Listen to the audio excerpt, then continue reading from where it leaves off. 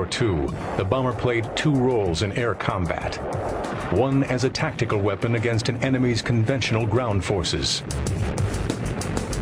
The other as a strategic weapon, penetrating the enemy's heartland, striking factories, airfields, and key installations.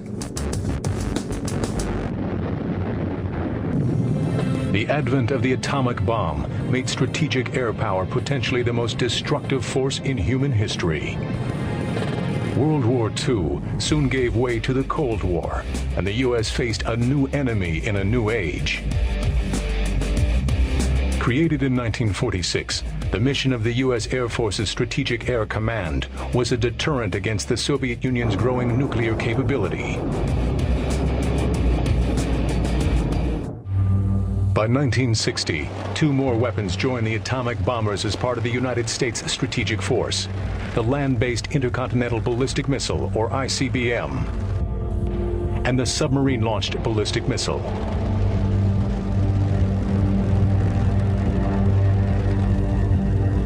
Together, these powerful weapons systems formed a nuclear triad, the goal of which was to deter thermonuclear war with the threat of mutually assured destruction.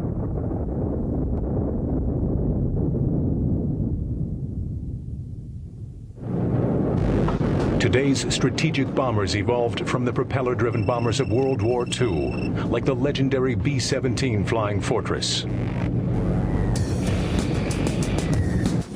After the war, more advanced propeller-driven bombers entered service, including the enormous B-36. For long-range missions, propeller-driven aircraft remained more efficient than the new jet bombers. Early jet bombers such as the B-47 simply couldn't reach targets in the Soviet Union from bases in the United States. Then, in 1952, came the Boeing B-52 Stratofortress, the first jet bomber with intercontinental range. From bases in the northern U.S., it could reach Soviet targets more than 3,000 miles away.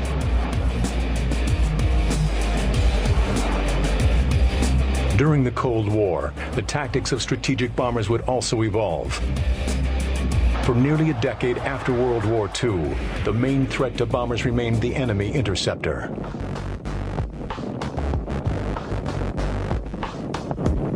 But in the mid-1950s, a new threat emerged: surface-to-air missiles.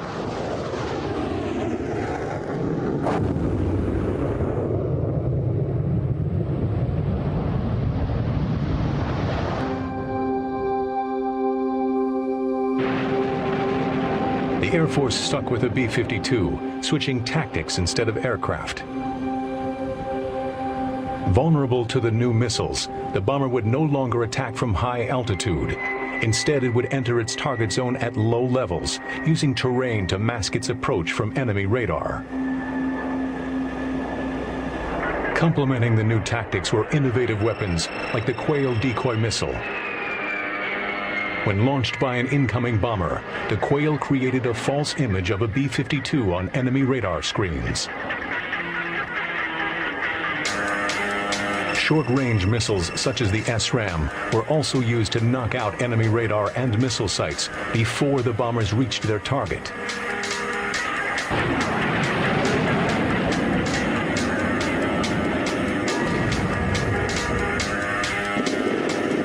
The Vietnam War gave the Strategic Air Command another mission and offered the B-52 a new role. Instead of nuclear warheads, most B-52s were modified to carry conventional bombs. Using their cavernous bomb bays and new wing pylons, B-52s could carry up to 27.5 tons of bombs. In addition to their strategic nuclear deterrent mission, the B-52s joined the tactical air war, bombing Viet Cong positions, supply routes, and staging areas.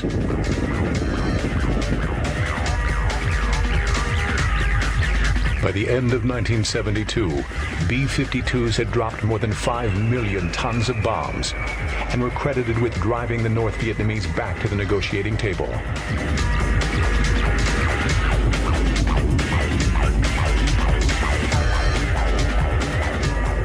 After nearly a decade of conventional bombing missions, most of the B-52 force reverted to its original role of nuclear deterrence.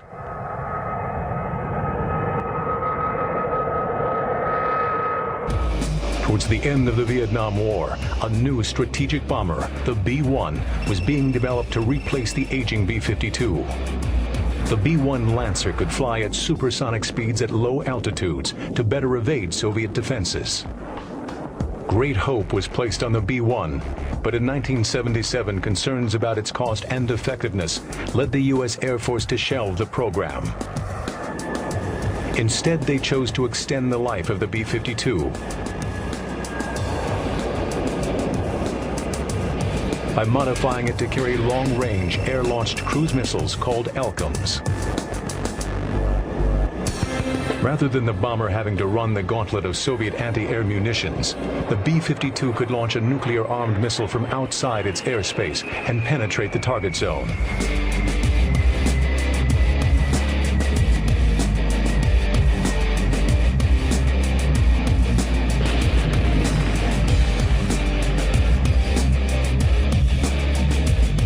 In the 1980s, the B-1 program was revived, and in 1986, the B-1B Lancer joined the Air Force inventory.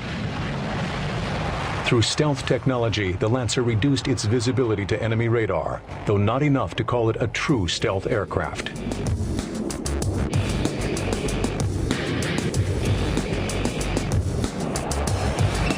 In 1989, the first true stealth bomber, the B-2 Spirit, took to the skies. The radar-evading B-1B and B-2 were designed for the penetrator role, flying all the way to the target to deliver their weapons.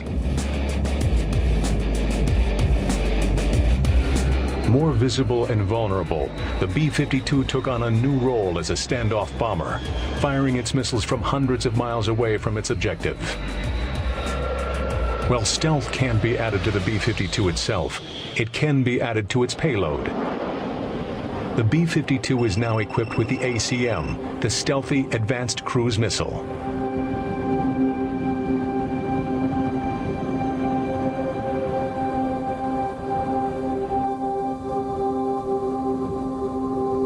Innovations like the ACM, as well as frequent improvements to the B-52 itself, extended the life of this 1950s bomber into the 21st century. Decades after the last B-52 left the factory, it remains the most numerous bomber in the Air Force today. Of the 94 B-52s still flying, most are older than their pilots and aircrew. The B-52 has endured thanks to a continuous program of rebuilding and upgrading. Since its introduction, so many parts have been changed on each bomber that little remains of the original aircraft. Over the years, everything from the avionics to the airframe has been replaced. B-52's been modified so many times, I don't even know if there's an original piece on the aircraft except for maybe the skin and the engines. Every time it goes in the depot, you're coming out with a new airplane, so you could fly the plane probably forever, but obviously eventually become obsolete. Only one model of the B-52 is currently in Air Force service. Like its predecessors, the B-52H has a number of improvements over earlier models. The H model is, of course, a series improvement on the B-52 fleet, and it's the last of the breed, if you will, the Cadillac of the force. Essentially, the largest significant difference is in the engine, which is a fan jet engine, an earlier technology, low bypass fan, but it offers improved fuel consumption, greater range. Of course, there's some improvements in the electronic countermeasures of the aircraft, some of the weapon suites, certainly the fire control system is different. If you will, it is the ultimate evolution of the series of the B-52 airplane. The cockpit of the B-52 is reminiscent of the older bombers or jet airliners, with a massive throttle control for the aircraft's 8 engines.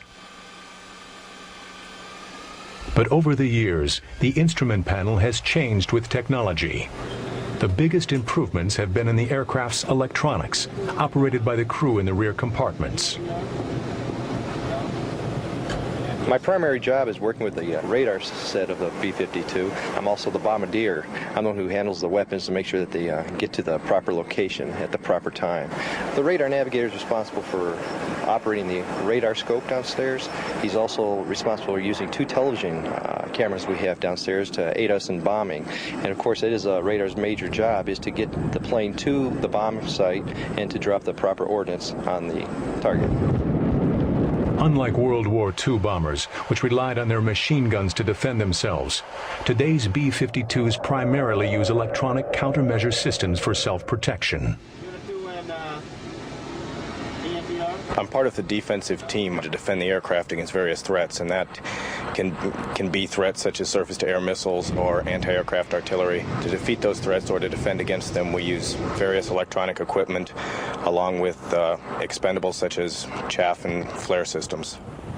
Despite its advanced defensive capabilities, the greatest threat to the B-52 would prove to be the march of time. But once more, innovation would come to the plane's defense. In 2002, the B-52 celebrated its 50th anniversary. It's the longest-serving combat aircraft in the world, yet it's never been used in its original role, delivering nuclear weapons in combat. Instead, from Vietnam to Iraq, the B-52 has proven itself an invaluable conventional weapon.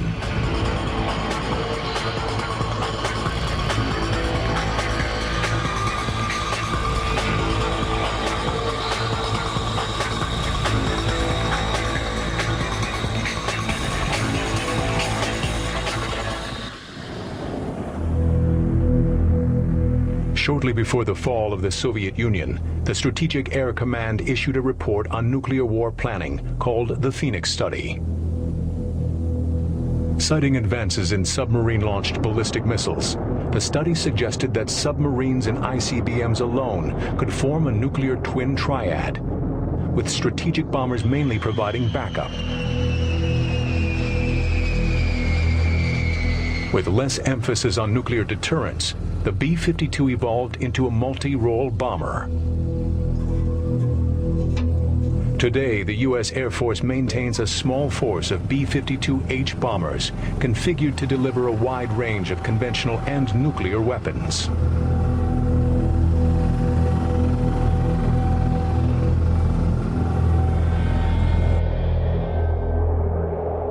The concept of the manned bomber is really because it gives us a lot of flexibility and capability to operate in all spectrums of conflict.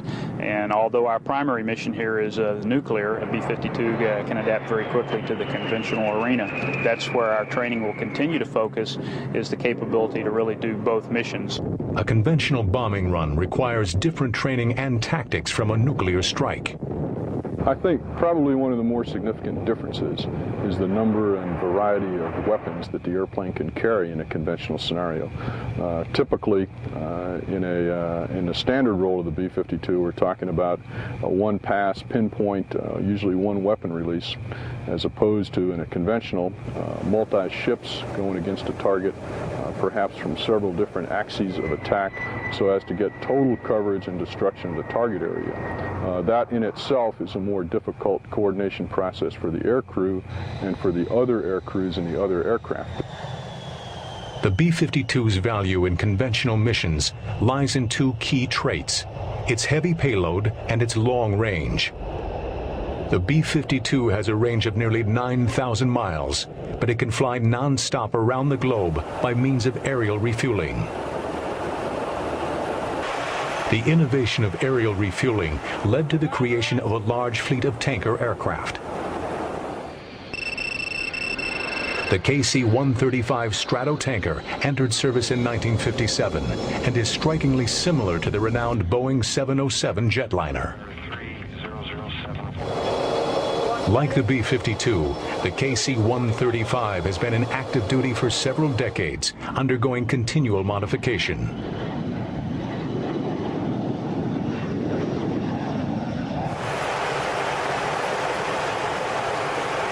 With the KC-135R model, we have improved the capabilities of the KC-135 aircraft by giving them bigger engines, more thrust available. It allows us to take off with more fuel than the old A model, and also we burn less fuel, so we're more efficient. We can fly farther and offload more gas. The B-52 has a refueling receptacle on the fuselage above the cockpit. To refuel, the B-52 pilot carefully maneuvers his aircraft to a precise spot behind and below the KC-135. Then the boom operator in the tanker cautiously lowers the refueling boom.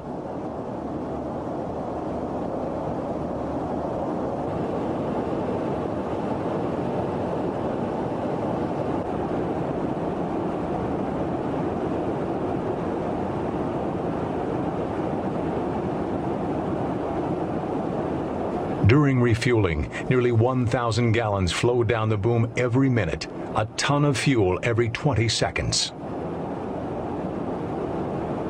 The challenges I face is if we have any turbulence, weather conditions that prohibit a smooth contact. I always want to get a real smooth contact with the receiver so you don't basically scratch your name in his paint or hit him in any way, windshield. You got to fly the boom around, make sure it's controlled real smoothly. You don't want to overextend to get to a receiver. You want to keep him pretty close to you, but not too close.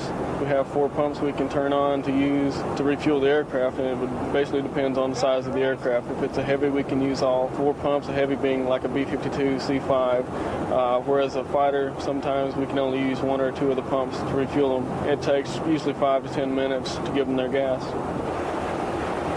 By extending a B-52's range indefinitely, tankers have helped prolong the bomber's very existence.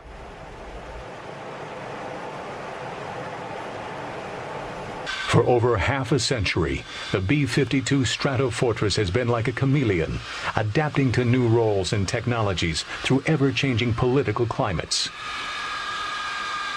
From the Vietnam War to Operation Iraqi Freedom, the B-52 continues to serve. Ironically, a 1991 peace treaty nearly ground the bomber for good.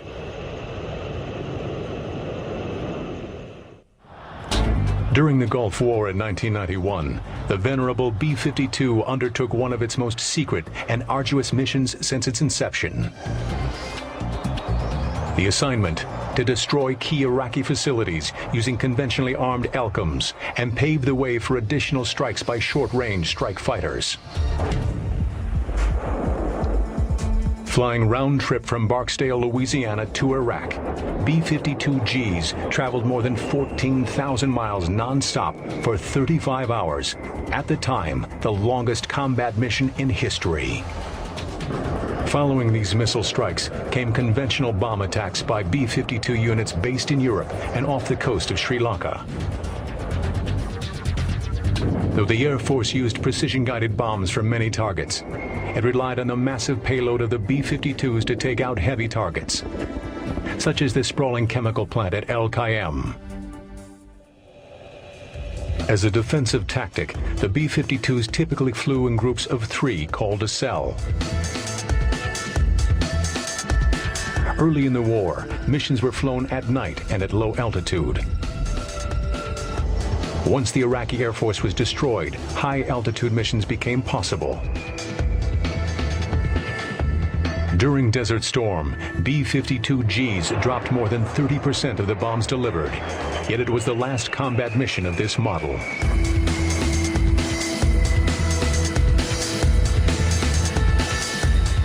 Historically, our primary mission has been nuclear deterrence, and that's where a lot of our training has been to have the capability to perform that mission if necessary. However, with the changing world conditions, the B-52 is moving more towards the conventional arena, where we can be used to diffuse world tensions as needed at any level of conventional conflict. Soon after Desert Storm, the United States and Russia signed the Strategic Arms Reduction Treaty, a seeming death sentence for the venerable B-52. Virtually all active B-52s were ordered destroyed. Only the latest model, the B-52H, survived. The older models flew their final missions to Davis-Monthan Air Force Base in Arizona. On a field known as the Boneyard, the once proud bombers were stripped of all usable parts, then unceremoniously demolished by a 13,000-pound steel blade. The mammoth guillotine crashed down 4 times on each plane, severing the enormous wings and slicing the fuselage into 3 pieces. There, the fragments remained for 3 months, while Russian satellites confirmed they had been destroyed. In 1992, following the collapse of the Soviet Union, the Strategic Air Command was absorbed into the Air Force's Air Combat Command.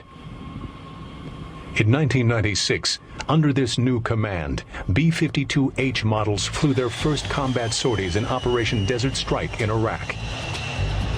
There, 2 B-52Hs completed a 34-hour, 16,000-mile round trip from Guam to Iraq, breaking the record set by B-52Gs only 5 years earlier.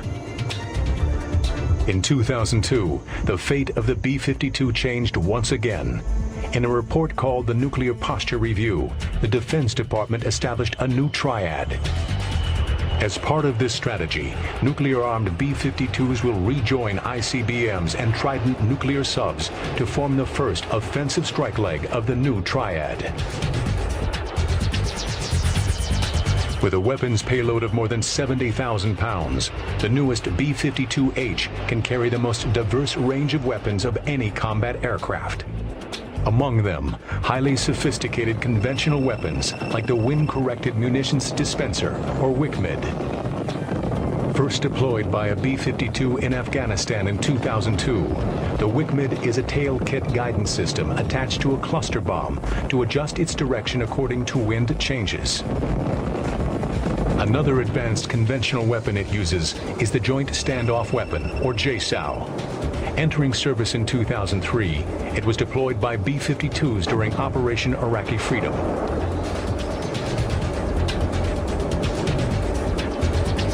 Today, 94 B-52s remain in service, and the Air Force plans to keep the fleet operational through 2040.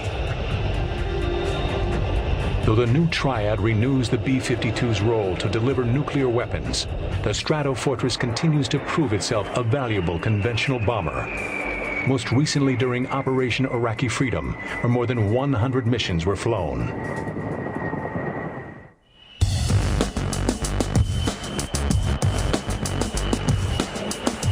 Across the decades, the definition of strategic air power has evolved.